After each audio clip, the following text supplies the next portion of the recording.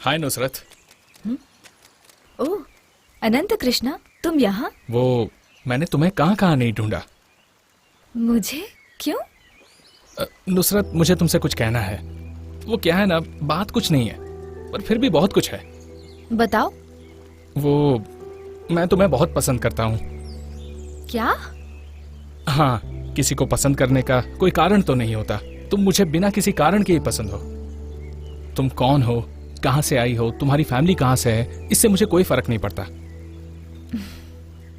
मुझे पसंद करने के लिए थैंक्स, पर मुझे इस बात पर भरोसा नहीं। तुम्हें मुझसे अच्छी अच्छी लड़कियां मिल जाएंगी। हर लड़की प्यार होने के बाद और ब्रेकअप होने के बाद यही कहती है, और तुम हो कि पहले से ही यही बोल रही हो। और मुझे तुमसे अच्छी लड़की नहीं चाहिए, सिर्फ तुम चाहिए। तुमसे मिले मुझे 3 दिन भी नहीं हुए और मैं तुम्हें पसंद करने लगूं? ये कैसे हो सकता है? मैं प्यार व्यार के चक्कर में नहीं पड़ने वाली। मेरे बहुत सारे सपने हैं जो मुझे पूरे करने हैं। ए नुसरत, अब तक मेरी जिंदगी का कोई लक्ष्य नहीं था, लेकिन अब पक्का हो गया है। मैं शादी करूंगा तो सिर्फ तुमसे करूंगा, और ये आनंद नुसरत के आने का इंतजार करेगा। अब तक उसका इंतजार कर रहा हूँ, 7 साल हो गए, पर उसकी कोई खबर नहीं। लेकिन वो मिलेगी, इतना भरोसा है। दादी, दादी, दादी, दादी। अरे उधर ही खड़ा रहे। हाँ, क्या हुआ दादी? मुझे पता नहीं चलेगा ऐसा लग रहा था ना। हाँ? ओह, लगता है दादी को पता चल गया। शनिवार आया नहीं कि बस तेरा ये नाटक चालू हो जाता है। अरे मैंने कितनी बार कहा है, मांस मच्छी खाकर घर पे मत आया कर। दादी, क्या बात है दादी। भले ही तुम्हारी उम्र जितनी भी हो जाए, लेकिन तुम्हारी नाक बूढ़ी नहीं होती। अरे चल दूर हो जा, मुझे छूना मत, तू आज यही सोएगा। दादी, एक जवान लड़का अगर सारी रात बाहर सोएगा तो अच्छा लगेगा क्या? वो सब मुझे नहीं पता। सुबह शुद्धिकरण होने के बाद ही मैं तुझे अंदर लूंगी, समझा तू? दादी प्लीज।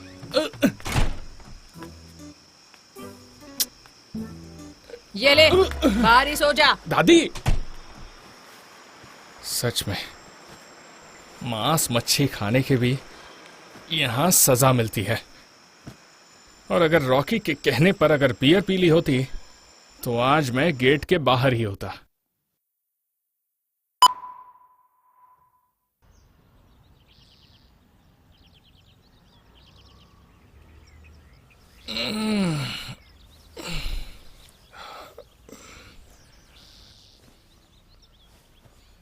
दादी, और कितना टाइम? देर हो रही है।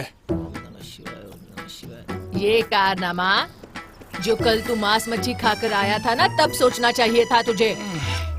अगर तुम्हारे दादा भी ऐसा काम करके आते ना, तो उनका भी मैं यही हाल करती। छोड़ती नहीं मैं उन्हें भी।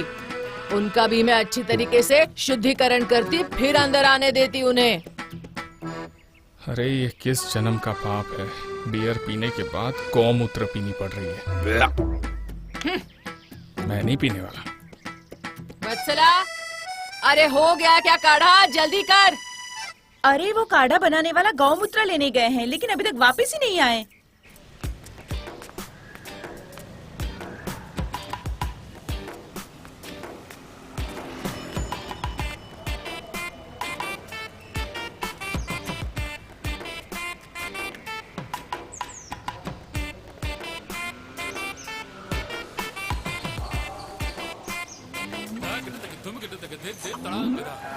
क्या हुआ महाराज, ऐसे क्यों बैठे हो?